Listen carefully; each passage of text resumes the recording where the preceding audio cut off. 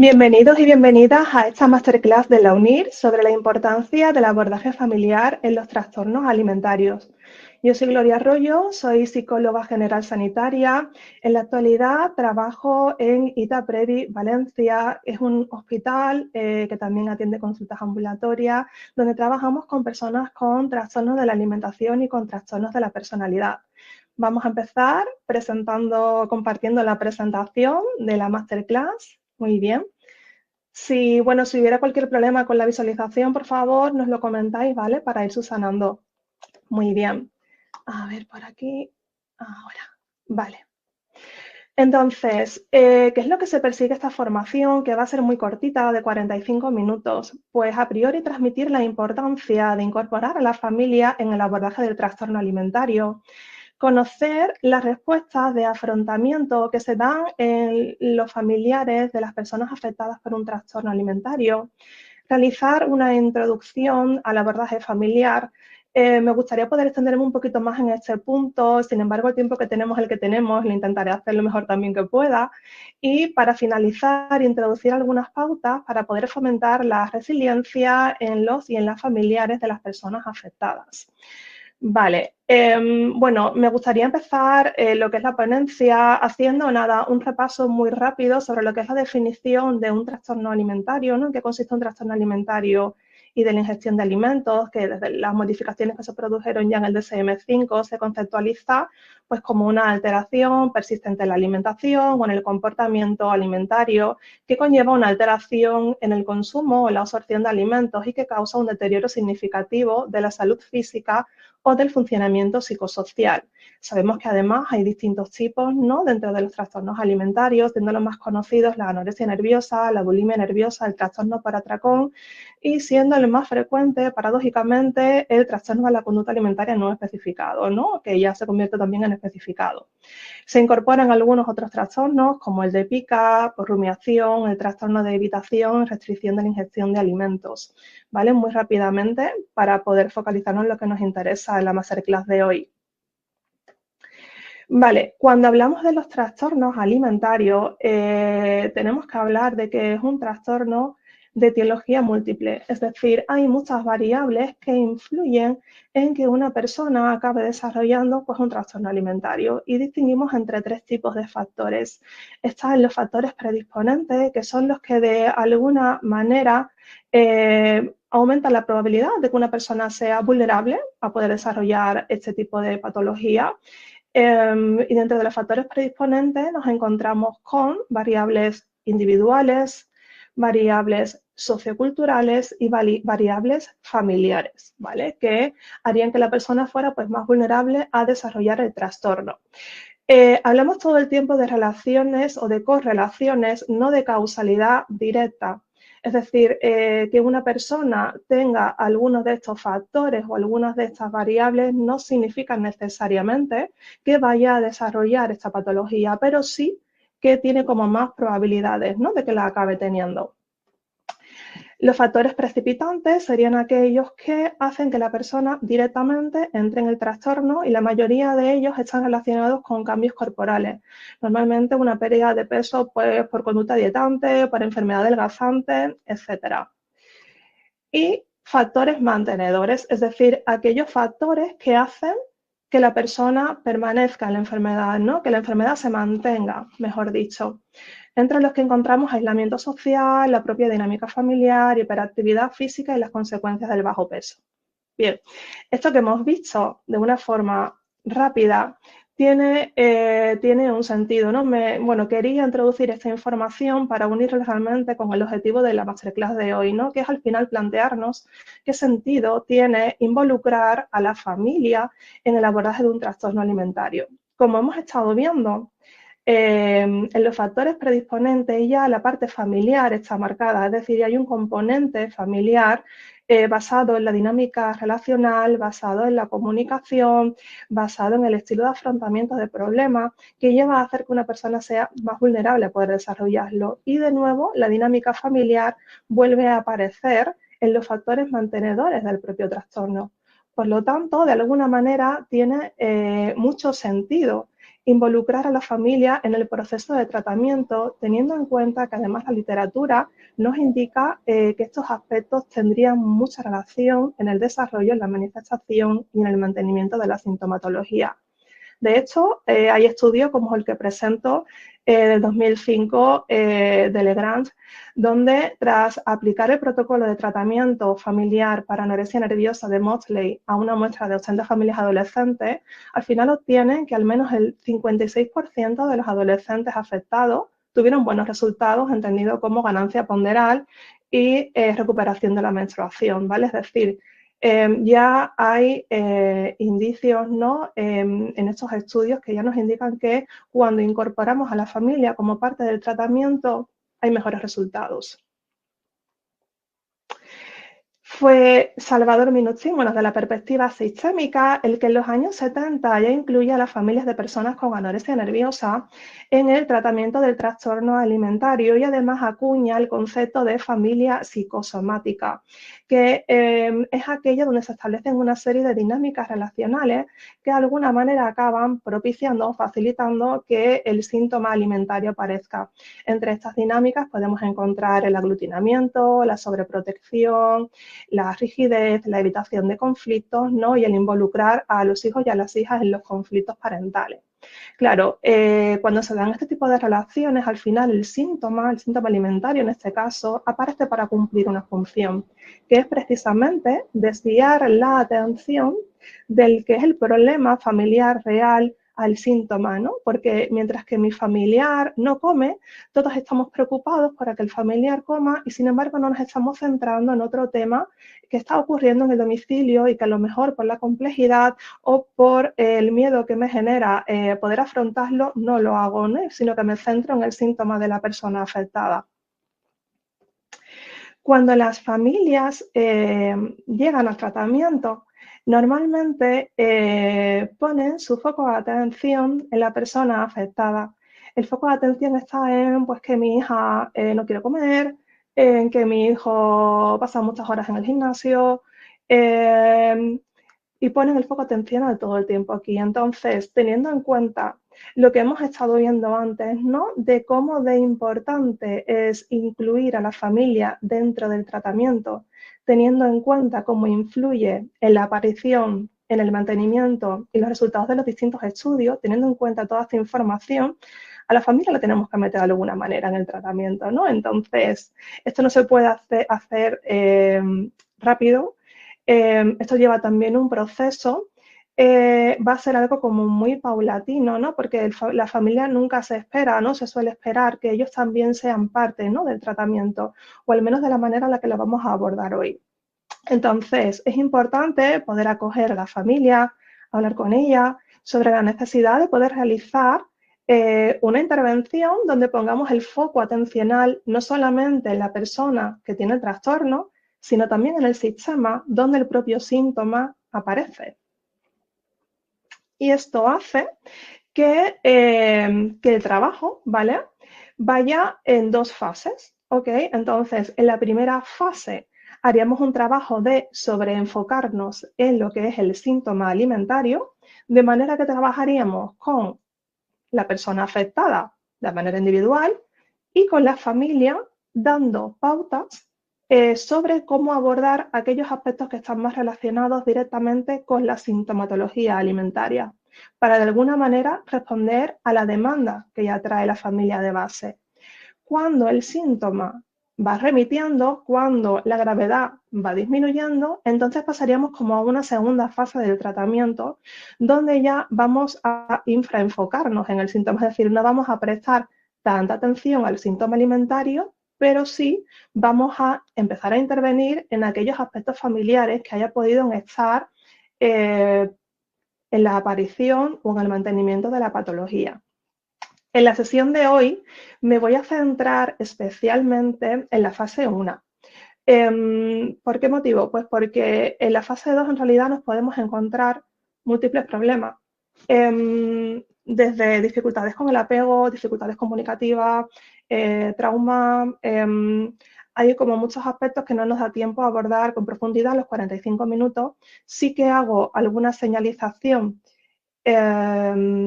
sí que haría alguna señalización concreta, ¿no? Sobre lo que hemos visto antes de la familia psicosomática y algunas pautas comunicativas, pero donde nos vamos a centrar especialmente sería en la primera fase. Entonces, primera fase del tratamiento, la familia acude a consulta con su familiar con un problema alimentario. Ok, ya sabemos que estamos en la primera fase donde nos vamos a enfocar fundamentalmente en el síntoma de la persona afectada. En esta primera fase del tratamiento es súper importante el componente psicoeducativo. ¿Por qué? Cuando una familia llega a consulta, muchas veces, bueno, o no tienen claro qué es lo que le pasa al familiar, o saben que a su familiar le pasa algo relacionado con la alimentación, pero no saben qué es lo que es, ¿no?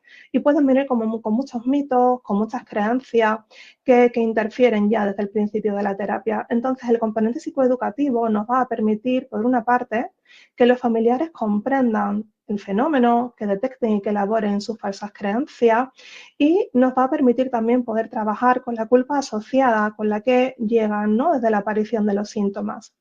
Por otra parte, el componente psicoeducativo también nos va a permitir que la familia se vaya mostrando más abierta, que se empiece a establecer el vínculo y que se empiece a trabajar también la confianza de la familia hacia los profesionales que vamos a llevar el caso. Rápidamente, cuando hablamos de psicoeducación, ¿qué información es importante transmitir a la familia? Pues en qué consiste un trastorno alimentario, ¿no? Desde el tipo de trastorno, la etiología, el pronóstico, qué consecuencias tiene a nivel médico, a nivel personal, a nivel familiar, porque ya iremos viendo que hay un estilo de respuesta dentro de las familias cuando hay un trastorno alimentario, que es el avestruz.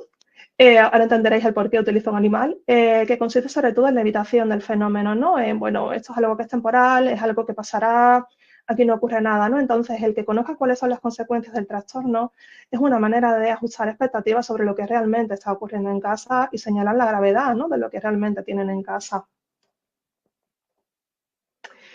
Y las etapas de cambio. Claro, esto también es importante, ¿no? Cuando hablamos de un trastorno alimentario tenemos que tener en cuenta que suelen ser trastornos muy complejos a la hora de intervenir en ellos, ¿no? Y que la modificación de las conductas asociadas es un proceso complejo.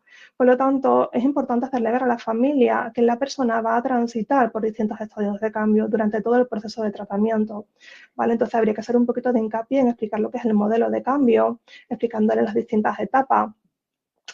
Y sobre todo, ¿no? Explicar que al final que una persona adquiera el compromiso de cambio siempre va a depender de un balance decisional entre costes y beneficios, ¿no? De mantener el trastorno o no, y de también la confianza que tenga la persona en que pueda hacer ese cambio. Por lo tanto, el acompañamiento que tanto la familia como los profesionales tenemos que hacer con estas personas es muy importante.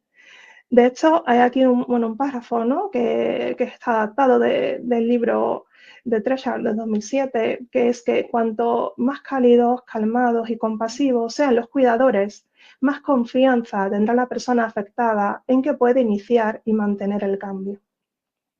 Y este último párrafo tiene mucha relación con lo que ya nos vamos a meter, ¿no? Que es qué tipo de cuidadores somos. En este trabajo familiar, donde nos enfocamos mucho en el síntoma, tenemos que establecer una fase de enseñanza, ¿no? Y de explicar qué tipo de respuestas de afrontamiento aparecen en las familias cuando hay un trastorno en casa. Y esto es el modelo de Maudsley, el modelo de afrontamiento familiar.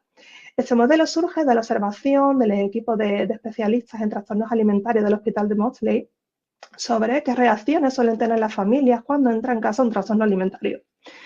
Estas respuestas que dan las familias suelen ser respuestas naturales y características a los trastornos alimentarios y además son instintivas.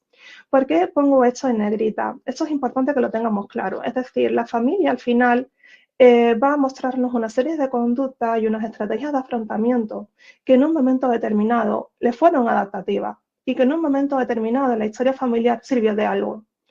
Y sin embargo, es muy importante acompañar a estas familias sin juzgarlas en que nuevas respuestas son necesarias que sean aprendidas si tenemos el objetivo de acompañar al familiar afectado hacia un proceso de recuperación.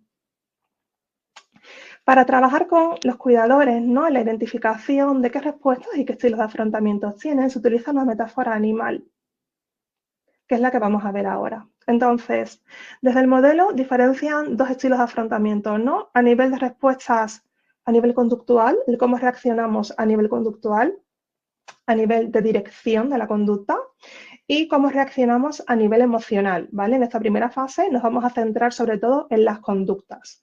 Y aquí aparece la figura del canguro. El canguro aparece cuando la fragilidad del estado físico de la persona afectada mueve al cuidador o a la cuidadora a protegerlo al 100%. Se hará posible todo lo posible por apoyar y por proteger, cediendo a las exigencias tanto racionales o no, es decir, cediendo a las exigencias tanto de la parte enferma como de la parte sana. Las consecuencias que esto tiene, pues que la persona afectada no va a aprender a afrontar y a dominar las dificultades de la vida. El canguro sería una figura sobreprotectora, con conductas de sobreprotección. Ejemplos típicos: le compro productos light para que al menos coma algo. En casa no hace nada porque es que la pobre está malita. En casa tenemos que comer a las 2 en punto porque si no se pone muy nerviosa, ¿vale? Serían algunas de las frases utilizadas por aquellas personas que llevan a cabo conductas de canguro, conductas de sobreprotección al familiar enfermo. Claro, al final, desde esta reacción, ¿no?, por miedo a que al familiar le pase algo, por querer ser el padre o la madre perfecta, por tener mucho miedo a equivocarse, ¿qué es lo que suele ocurrir? Pues que ayuda en exceso, no deja espacio para la autonomía y al final la propia figura cuidadora acaba teniendo estallidos de rabia. ¿Qué genera todo esto en la familia? Sobre la persona afectada llega a tener la creencia de que el mundo es un lugar peligroso y de que no está capacitada para poder resolver. Y por parte de la figura cuidadora, agotamiento emocional. Por tanto, la persona afectada se siente peor. El rinoceronte. Si teníamos antes en el canguro una figura sobreprotectora, el rinoceronte lo que va a tratar es de que su familiar mejore desde la razón, desde una perspectiva racional.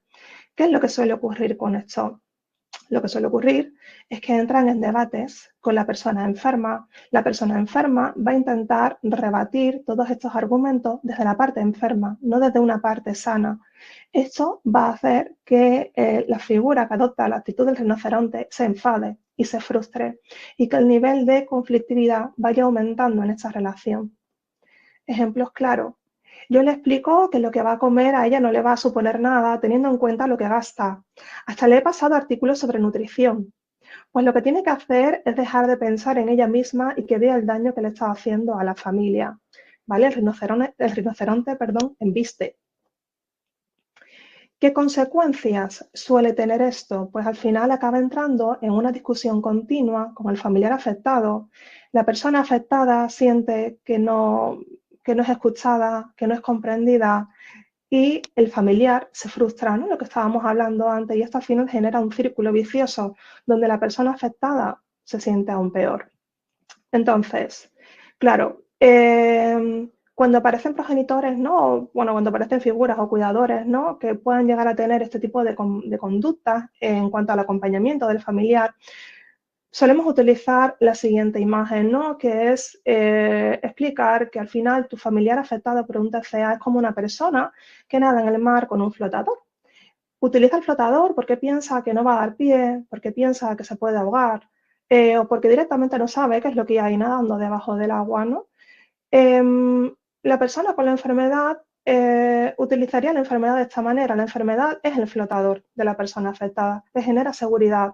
Por lo tanto, la persona no va a estar dispuesta a abandonar esta seguridad hasta que no tenga muy claro que no le va a ocurrir nada malo, ¿no? Entonces, desde aquí se anima al cuidador y a la cuidadora a que puedan realmente garantizar esta seguridad, pero no desde la sobreprotección ni tampoco desde la racionalización, sino que se les anima a hacerlo desde la figura del delfín.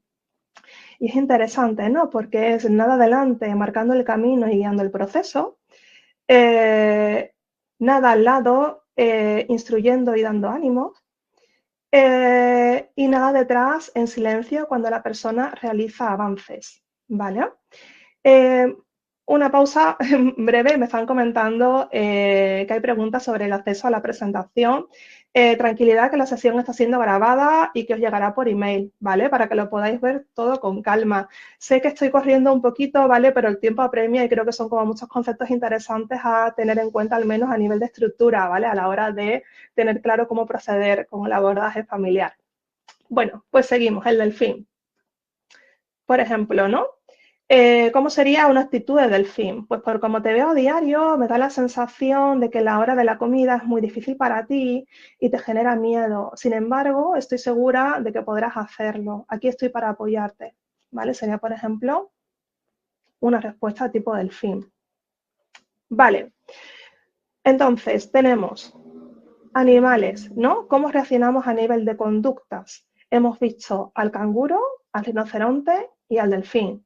Ahora vamos a ir a la parte emocional. ¿Cómo reaccionamos? ¿Qué emociones, no? ¿Cómo gestionamos a nivel emocional situaciones de conflicto con mi familiar? Pues empezamos con el avestruz. El avestruz es una figura evitadora, ¿vale? Va a tratar de evitar el problema directamente, lo va a minimizar. Es lo que suele verse, ¿no? En este tipo de afrontamiento. A nivel de conducta suelen ser personas que no están en casa, que están todo el tiempo fuera o trabajando o en el gimnasio o haciendo, o cuando están en casa, están más tiempo viendo la tele, no hablan apenas con la persona afectada ni con el resto de la familia. Frases típicas, ¿no? Desde un estilo de afrontamiento del avestruz, pues no hay nada que hacer, esto es algo de él o de ella, ya se le pasará, no es, esto no es nada de mi incumbencia, ¿no? Esto es algo de él, el problema lo tiene él o lo tiene ella.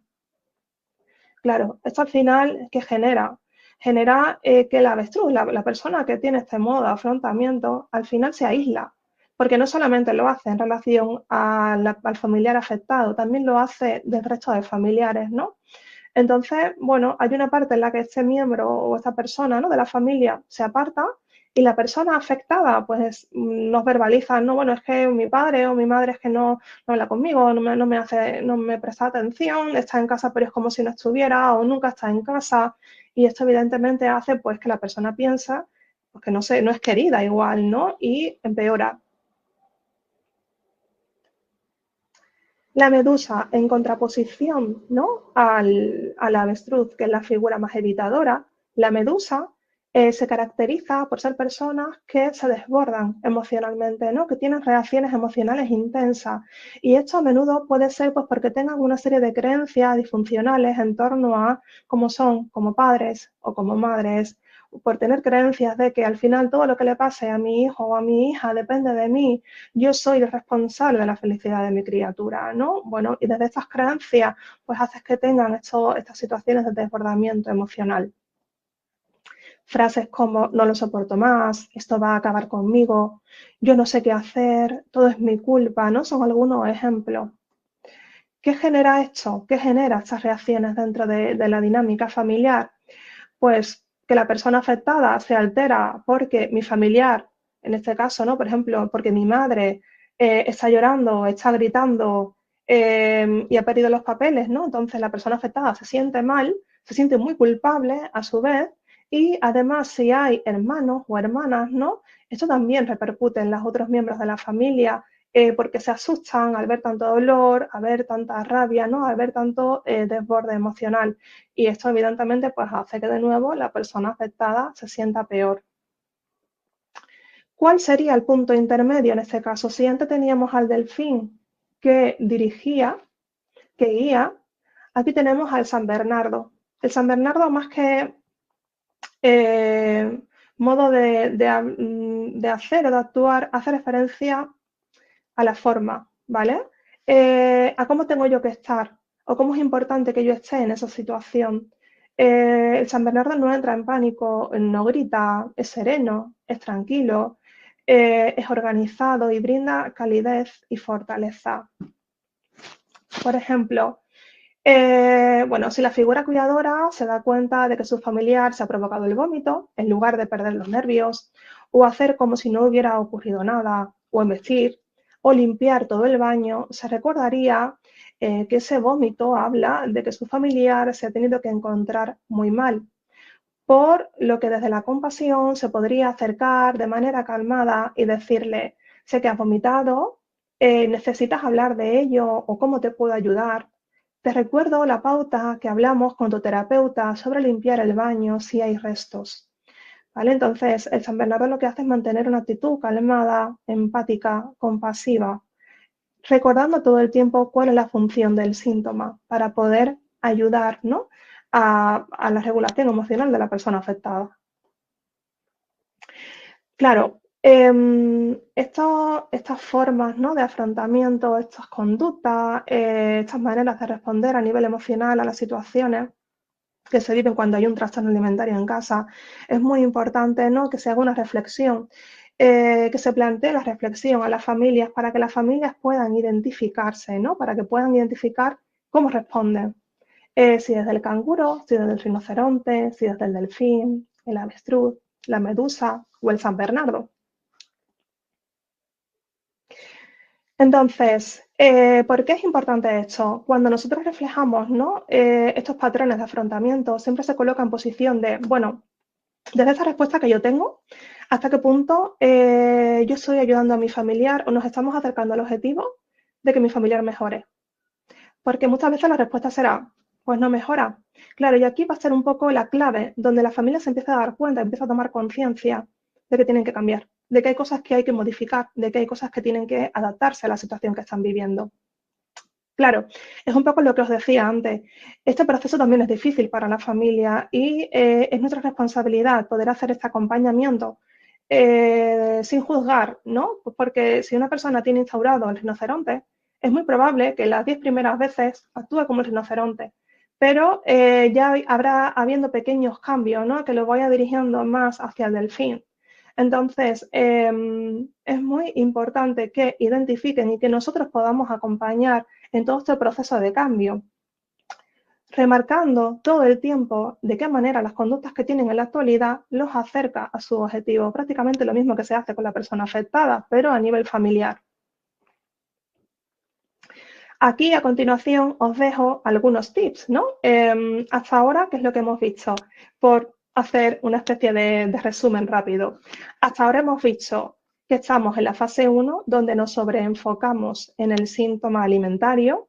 A nivel familiar, hemos visto la importancia de la psicoeducación sobre el trastorno, la importancia sobre ayudar a las familias a identificar estilos y respuestas de afrontamiento utilizando el modelo de los animales para que tomen conciencia, empiecen a tomar ya conciencia de que hay cosas que tienen que ir cambiando. Aunque simplemente sea para que el familiar deje de vomitar o empiece a comer, pero que hay cosas que tienen que ir cambiando, ¿no? ¿Y cuál es nuestra función en ese acompañamiento? Además de eso, algo que suelen pedir es qué hacemos, ¿no?, las familias cuando llegan a consulta. ¿Qué es lo que hacemos cuando mi hija no quiere comer? O qué es lo que hacemos a nivel de ingestas o en un momento difícil, en una boda o en una situación donde el cuerpo sea importante, ¿no? Pues aquí os he recogido algunos tips, ¿vale?, de qué información es importante transmitirles a la familia, qué cosas pueden hacer y qué cosas no. No me voy a centrar mucho en esto, como va a llegar lo que es la presentación y vais a tener la clase grabada, voy a pasar un poquito por encima, ¿de acuerdo?, para que lo podáis ir viendo vosotros. Por ejemplo, preguntas de comprobación sobre si me ves más gorda, cómo es importante, cómo es interesante responder en esos casos, o si aparece la negación a la hora de llevar a cabo alguna de las pautas, ¿no?, que se ha tratado en terapia, qué cosas no hacer, ¿no?, como por ejemplo limitar las interacciones con las personas afectadas a temas relacionados con el trastorno o dejar de atender a otras personas del sistema familiar, por ejemplo. Y llegamos a la segunda fase. Vale. Entonces, en la segunda fase, hemos visto antes que lo que vamos a hacer es, vamos a dejar a un ladito la sintomatología alimentaria en sí y nos vamos a centrar más en las dinámicas relacionales, comunicativas, de estilos de apego, ¿vale? Y esto dependerá de la familia que tengamos delante, ¿no? Pues porque el fenómeno es muy diverso. Por lo tanto, voy a centrarme, bueno, voy a pasar, ¿no?, un poquito por lo que estuvimos hablando de las familias psicosomáticas, dando algunos tips, ¿vale? Y a nivel de comunicación, para ir terminando un poquito lo que es la ponencia. Entonces, hablábamos antes, ¿no? La familia psicosomática es aquello donde aparecen ciertas dinámicas que de alguna manera facilitaría que el síntoma apareciera. Ok, entonces encontrábamos el aglutinamiento.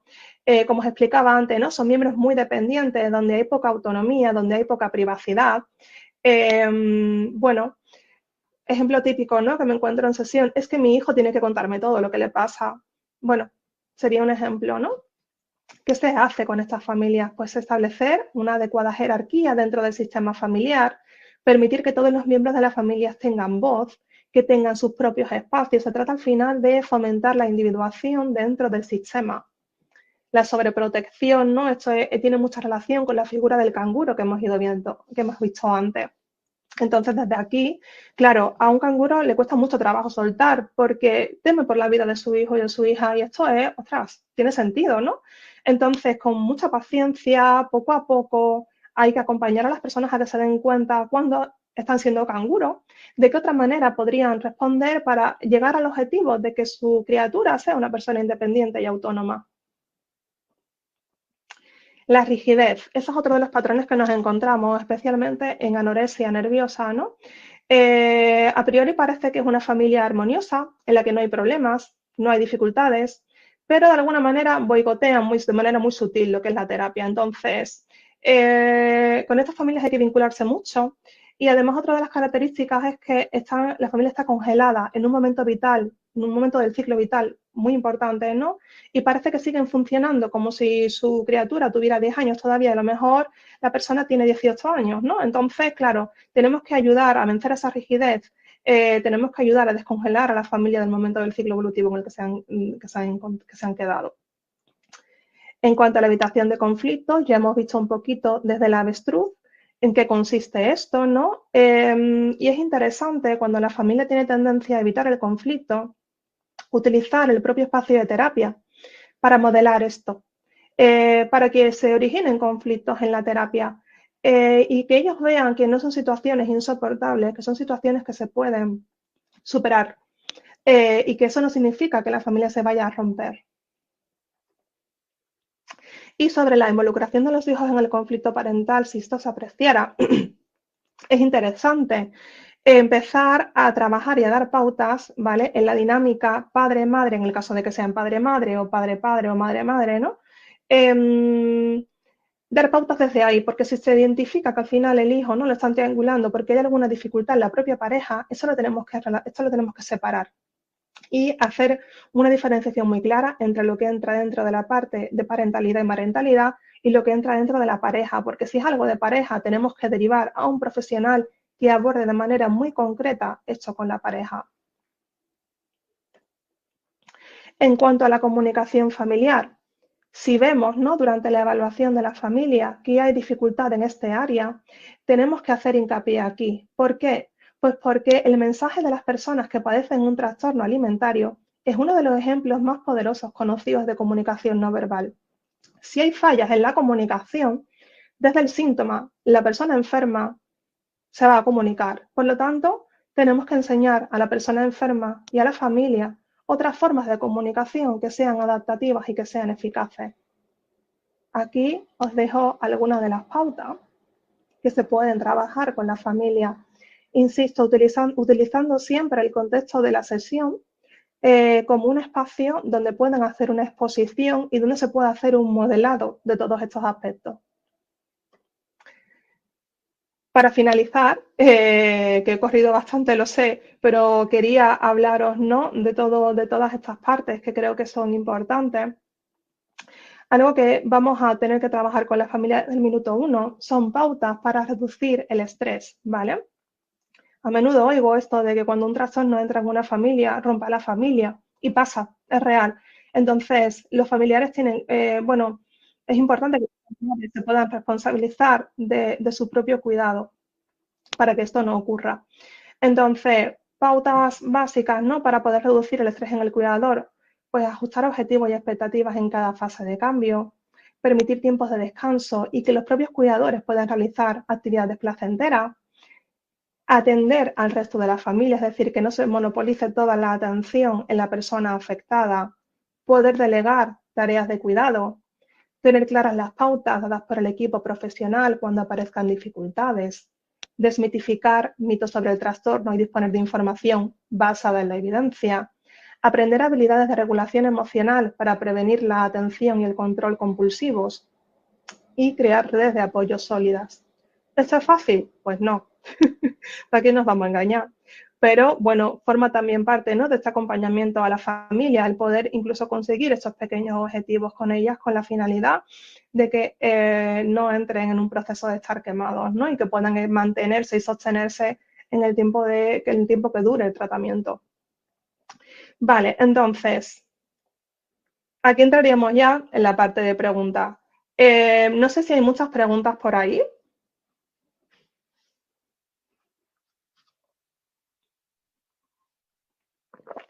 Vale, tengo una. Vale, si en algún punto puede ser válido que el familiar sea el rinoceronte.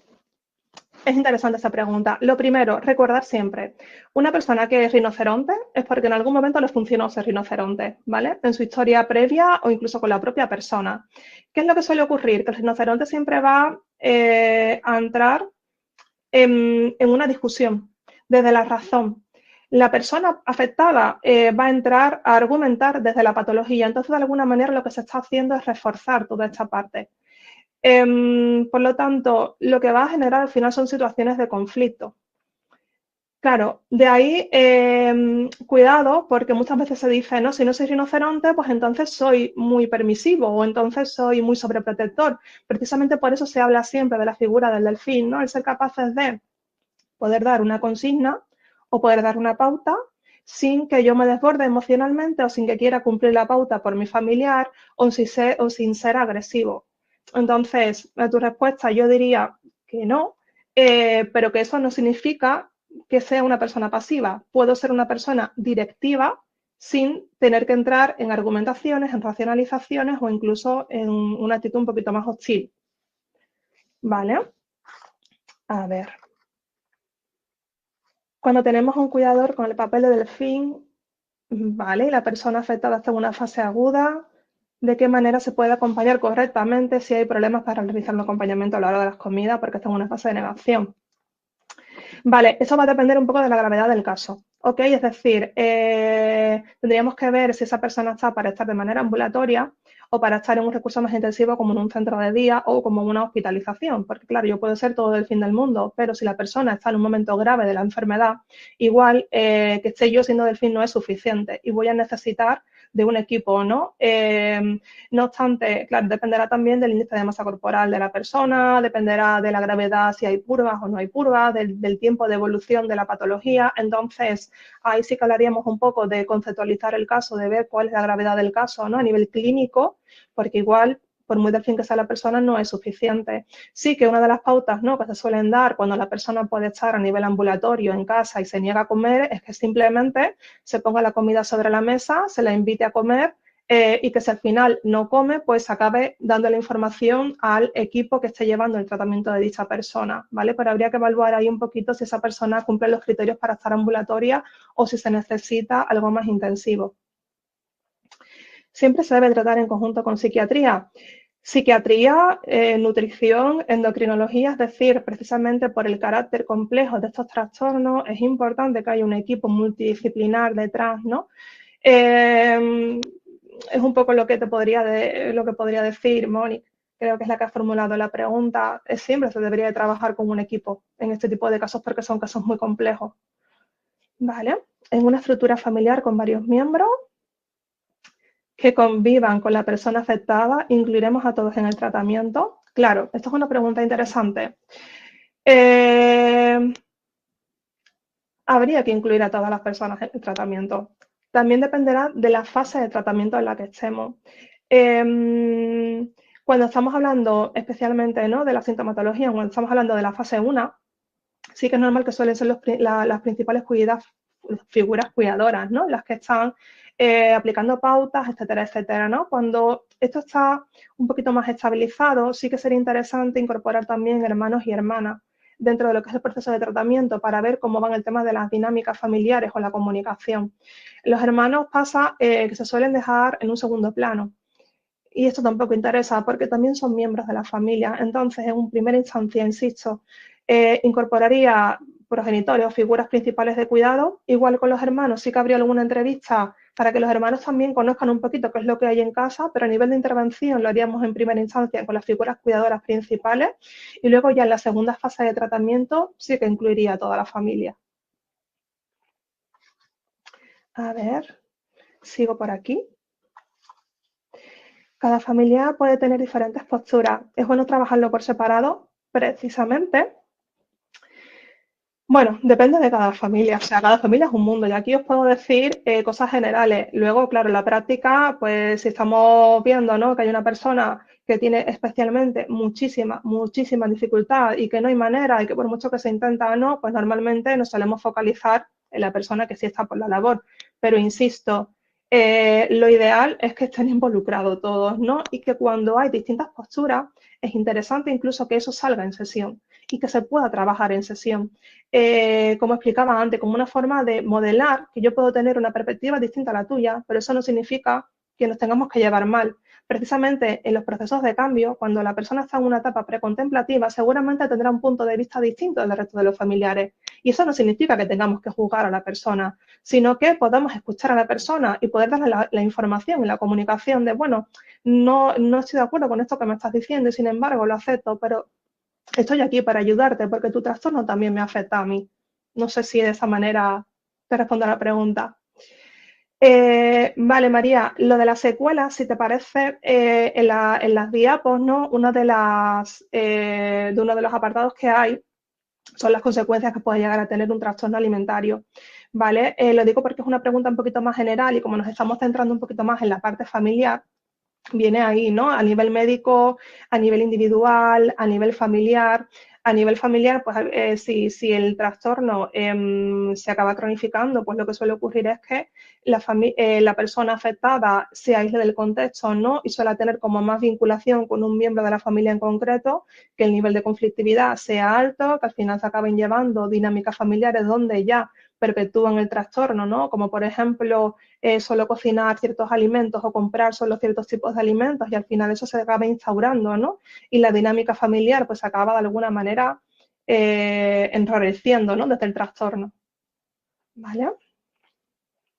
Ok, sobre el control de redes sociales. Vale, esta parte es súper importante, hablarlo siempre con los profesionales que estén, con la persona afectada, porque, insisto, cada persona es un mundo. A mí sí que yo no soy nada coercitiva ni suelo dar pautas a nivel de prohibición. Sí que acompaño mucho a que la familia entienda para qué usa el menor las redes sociales y que la familia al final acabe viendo esta conducta con una función concreta. ¿Qué función tiene que el menor esté viendo redes sociales? ¿Para qué ve el menor esas redes sociales, no? Y desde ahí quizás orientaría más a la familia a enseñar a ese menor a buscar otro tipo de páginas web donde de alguna manera pueda encontrar lo que necesita, pero que no sea aliado de la enfermedad. No sé si me estoy explicando desde ahí. ¿Vale? No sé cómo vamos de tiempo. Tengo 3 preguntas más que intentaré responder porque quiero responderos a todo. Vale, a ver, Fran, ¿cómo ayudar a la persona que padece la enfermedad a tener voluntad de querer tratarse y salir adelante? Vale, esto tiene mucha relación. Vale, tenemos hasta -10, voy más tranquila. Claro, tiene mucha relación con la etapa de cambio, ¿vale? Entonces aquí hay que hacer mucho equipo con la familia y hay que dar las pautas sobre todo a la familia más que a la persona enferma.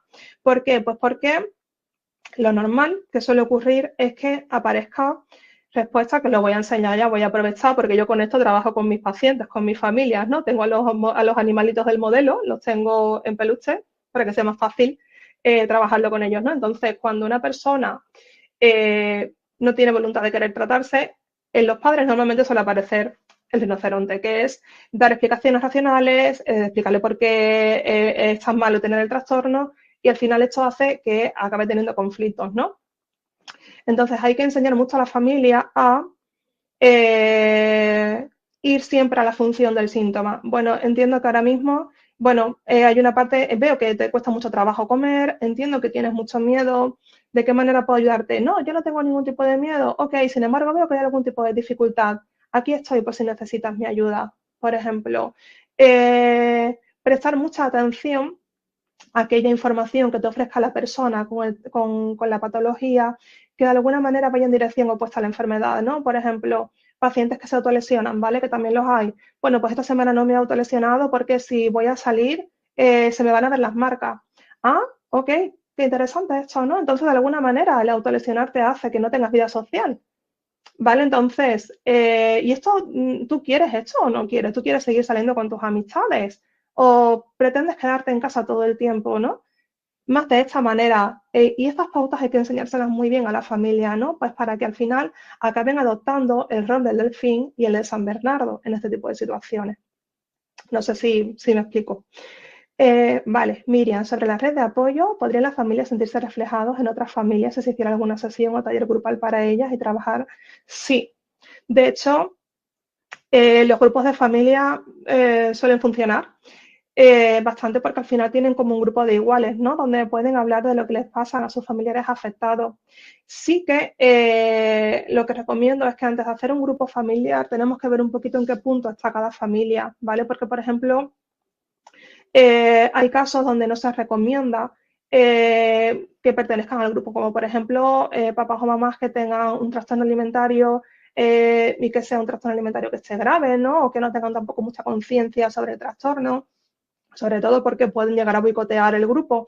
Entonces, sí, a los grupos de familia, pero cuidado, ¿vale? Viendo en qué momento se encuentra cada familia, ¿vale? Es fácil convencer a las familias para que vayan a terapia. ¿Entienden?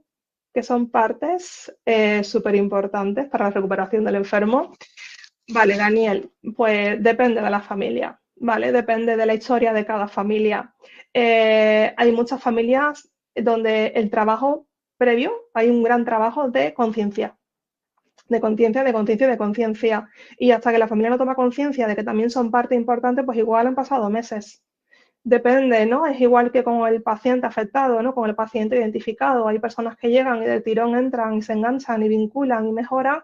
Hay pacientes que nos podemos llevar meses intentando que pase de ese estado precontemplativo.